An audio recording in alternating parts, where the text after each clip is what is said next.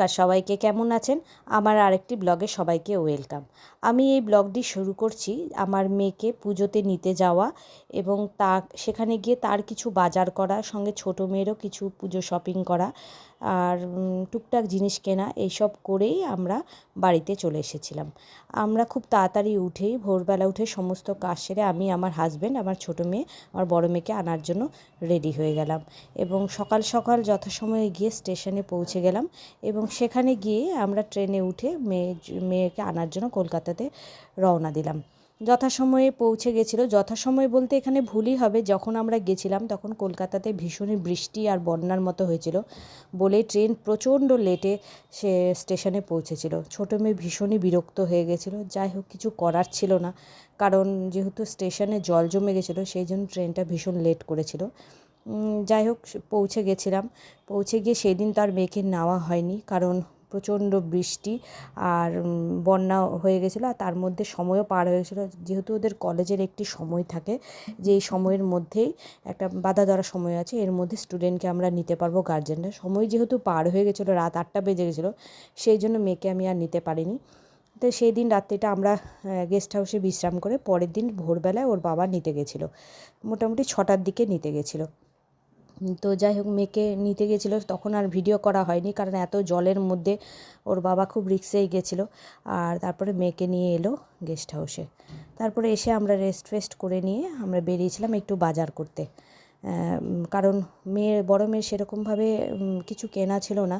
এই অনলাইনে যা কিছু নিচ্ছিলাম, আর আমি এখানে লোকাল দোকান থেকে যা নিচ্ছিলাম। তাই কলকাতাতে এবার প্রথমবার মানে কেনাকাটা করা, পুজোর শপিং, তাই টুকটাকগুলো কিনে নিলাম যেগুলো বাদ ছিল, বিশেষ করে বড় মেয়ের জুতো, ছোটো মেয়ের জুতো আর ওর বাবারও জুতো, এইসব কিছু আমরা কিনে নিলাম।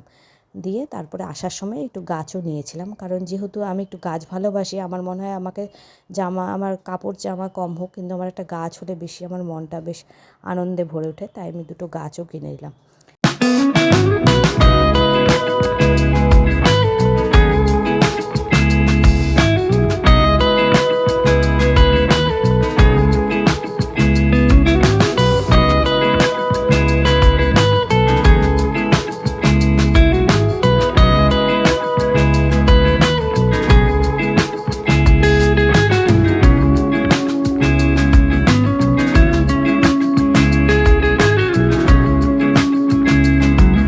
সেখান থেকে এসে নিয়ে আমরা খাওয়া দাওয়া করে বিশ্রাম করে নিলাম এবং আমাদের ট্রেনের সময় ছিল রাত 9টার সময়। তাই আমরা রাত 9টা তো না, আমরা ঠিক 6:30 6:30টার মধ্যেই আমরা সেখান থেকে রওনা দিয়েছিলাম।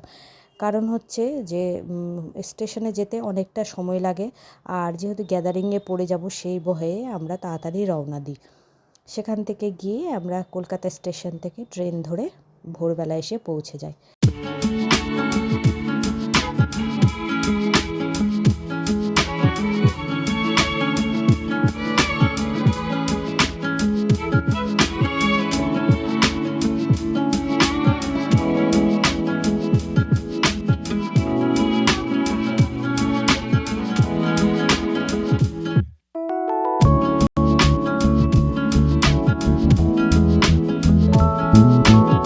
বাড়িতে এসে খানিকক্ষণ বিশ্রাম করে, যেগুলো সংসারে যে সমস্ত কাজ থাকে সবই সারতে হবে, করে নিয়ে দুপুরবেলা শুয়ে টুয়ে নিয়ে সন্ধ্যেবেলা আমি কিছুটা ডেকোরেশন করে নিয়েছিলাম। আমি যে সমস্ত জিনিসগুলি অনলাইন থেকে পারচেস করেছি, আপনাদেরকে সমস্ত কিছু রিলের আকারে দেখিয়েছি, সেগুলোই দিয়ে আমার ডাইনিংটাকে পুরো মেকওভার করে নিয়েছিলাম। তো এইভাবে আমি ডাইনিংটাকে সাজিয়ে নিয়েছিলাম।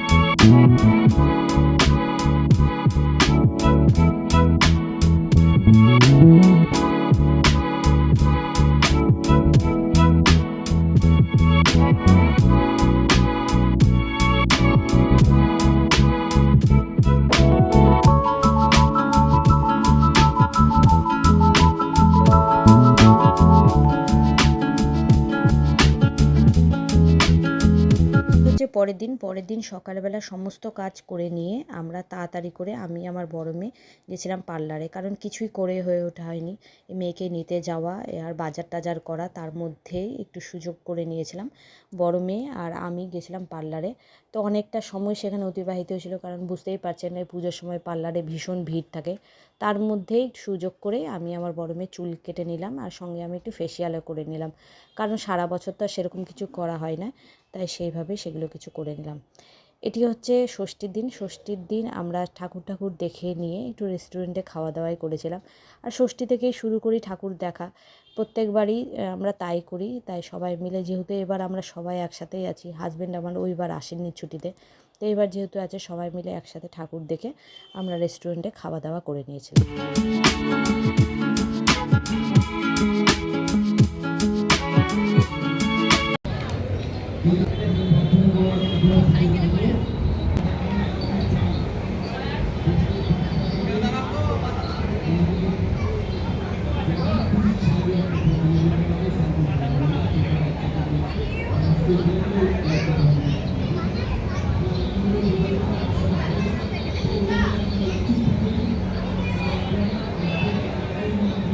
শ্বশুরবাড়িতে যেহেতু কোনো ষষ্ঠীর প্রচলন নেই, সেই জন্য ষষ্ঠীতে উপোস করা বা কিছু আমি গায়ের জোরে করে করতে পারি না, তাতে আমার সংসারে অমঙ্গল হবে। তাই আমি অষ্টমীর দিনটাই উপোস করি, আর বাকি দিনগুলো না খেয়ে পুজো দিই।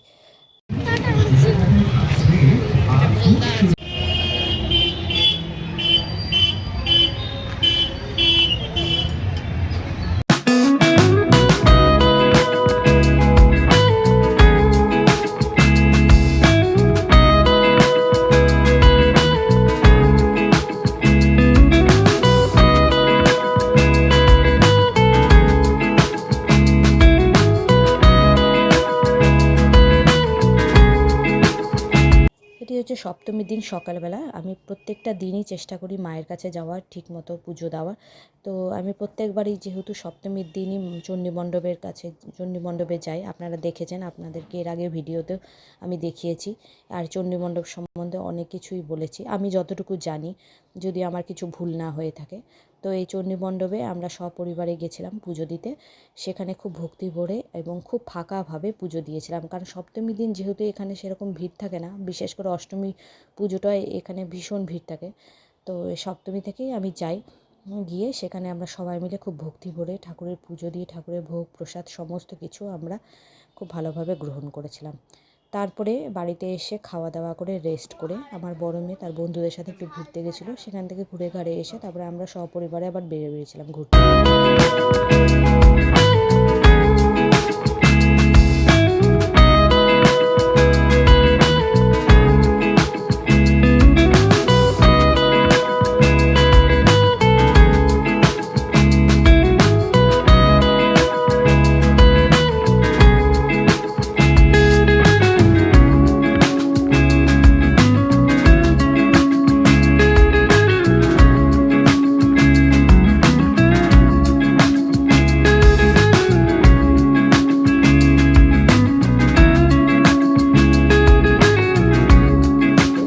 চাঁচলে ভাগ করেই ঠাকুর দেখি, কারণ যেহেতু এখন চাঁচলে ঠাকুরের সংখ্যা ভীষণ অনেক হয়েছে, তাই সপ্তমীর দিন কিছুটা, অষ্টমীর দিন কিছুটা, এইভাবে আমরা ঠাকুর দেখি। তো সপ্তমীর দিন আমরা ভেতরের ঠাকুরগুলি সবগুলো দেখে নিয়েছিলাম। দেখে নিয়ে সপ্তমীর দিন আমরা সন্ধ্যেবেলা বাড়িতে চলে এসেছিলাম।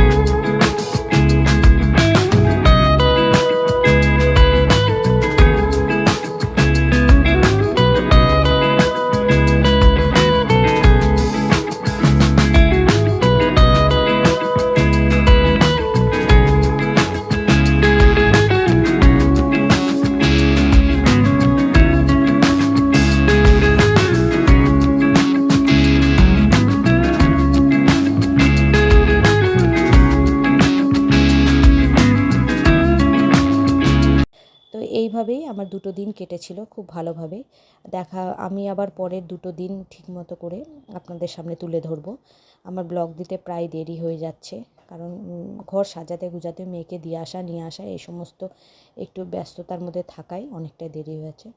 তবে আজকের মতো ব্লগটি শেষ করলাম। যদি ভালো লেগে থাকে তবে লাইক সাবস্ক্রাইব করবেন। সবাই ভালো থাকবেন। মা দুর্গা সবাই ভালো রাখুক। ঈশ্বর সকলের মঙ্গল করুক। আজকের মতো তবে এখানে শেষ করছি। Tata. Pas de soleil, pas de soleil, pas de soleil.